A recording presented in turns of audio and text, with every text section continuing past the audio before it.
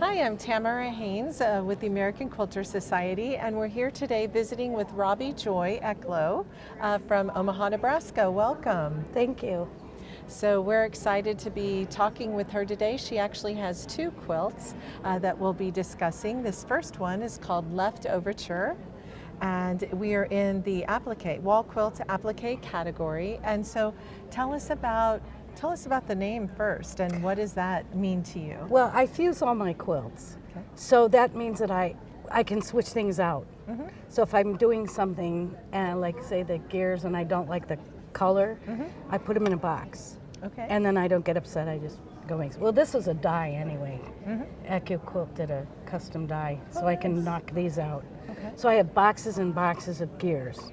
This one was something I cut using a die cutter, and there's undercuts that you can't see, and I wasn't happy, so I did it again. Threw it in a box. They're in a box. This was from these spirally circle things were one big thing, and then I decided at some point it'd be good to cut them in quarters, put them in corners, and then that was stupid. So I put them back here. So basically, I had to hide the. Well, I have a lot of seams because I do things in small. This I think was cut up. Anyway, so this was based out of leftovers. What was in the box. Yeah. So there's value in keeping what you don't use right There there. is. Yes. And I really find that the quilts made out of other parts, those sometimes win ribbons when the ones that I made as a first effort did not. So sometimes I think I should just sit around making spare parts. And it would be a good way to kind of break through a creative block, so I'm listening to myself thinking, oh, I should try doing that. Absolutely. And so you have been entering quilts with us for many years, right? Yes, yeah. Okay, so how many? Well, my daughter's 35, at least 30 years, I'll say, because they were, yeah, I remember the first time I got one in. Oh. They were in, my daughter was in kindergarten. Okay. So it was 30 years 30 ago. years ago. Well, she's Wow. 34. Okay. Not Okay. 35, Yeah. she'll be mad. So Robbi, tell us about your process. Did you do the quilting? What type of machine do you use? I do all the quilting myself. I have an APQS Millie, which is a big long arm. I don't quilt anybody else's quilts because I'm an art quilter, and I'm not good at doing blocks and things. So and also it's my own quilt. So if I mess up, I just can fix it. And so this is, and I use a wool batting. So the threads that I use are machine embroidery threads. Okay. And so like Glide is a company that does that. And every bobbin is, I wind my own bobbins. Okay. And they're all Glide. And then I might use, Superior Threads has a variegated polyester that's called Fantastico.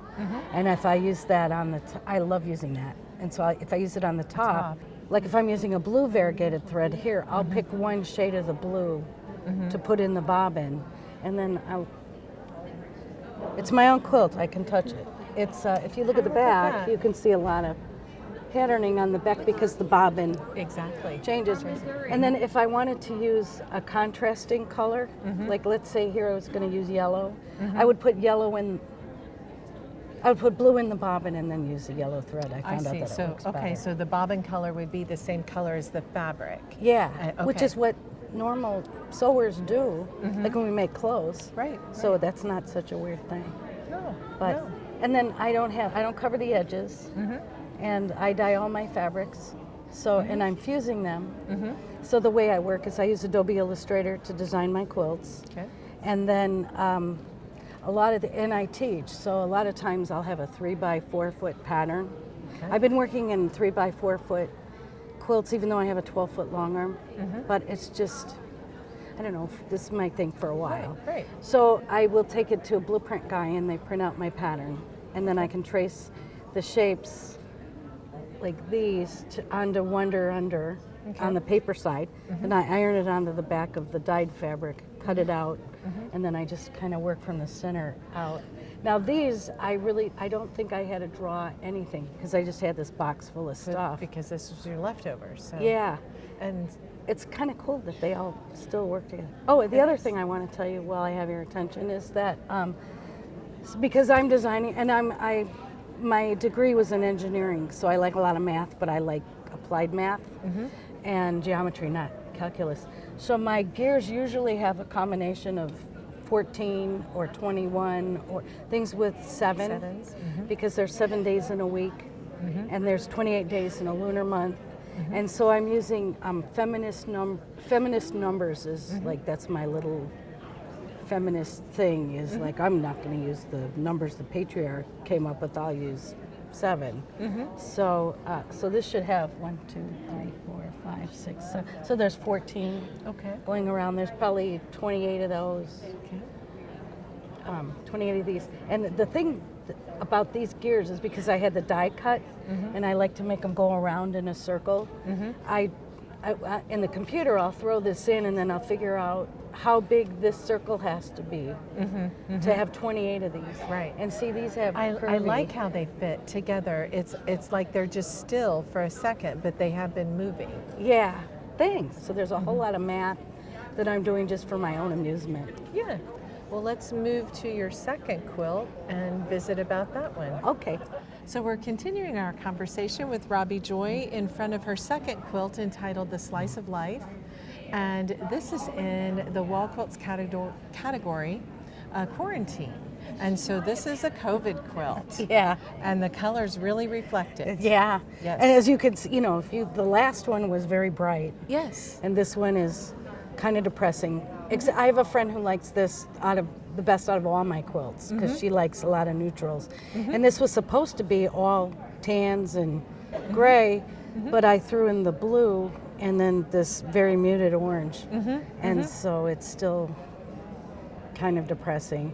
And I mean, I liked it. And then here, I don't know if you can see this, there's a line of, I covered the edges on this. Yes, so this isn't raw edge like the other. Yeah, Okay. and usually I just do raw edge, but in the beginning of COVID, when I get stressed, I start doing really detailed things. Just, everybody kind of does that.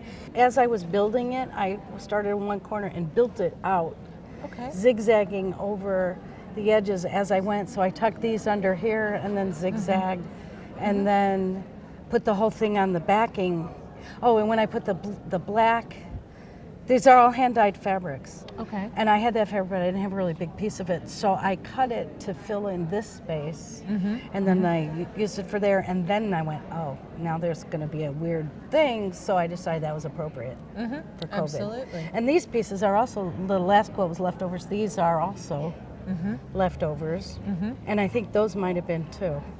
And I don't know about those, but I was talking about the teeth last time, and you see the teeth. See how the curvy one is the innie, where that's a outie. Yes. So this tooth is really well. I use Adobe Illustrator, so I just take one of the gear teeth, and I just do the math to figure out how this will work, and I kind of stretch it. Well, so we look forward to your next works that are going to be back to the bright colors. Oh, I hope so. Yes. I'm working on a quilt now that it's neutral, and then there's the sample, like I can't decide, so I'm making parts that are neutral and parts that are not.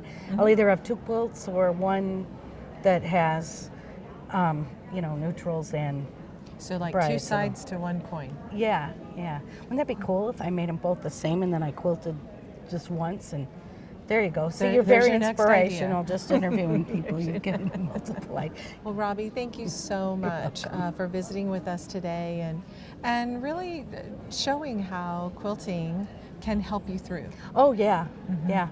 And even if I didn't quilt the whole time, I have a studio and an art center, and we shut down the center to the public. Sure. But the artists could still come, and we would stand outside our studios, like like in the French movie where the merchants all stand outside their studios and they smoke. Like we didn't do that, but we could talk, and we'd be about 10 feet away. Right. And it was really very.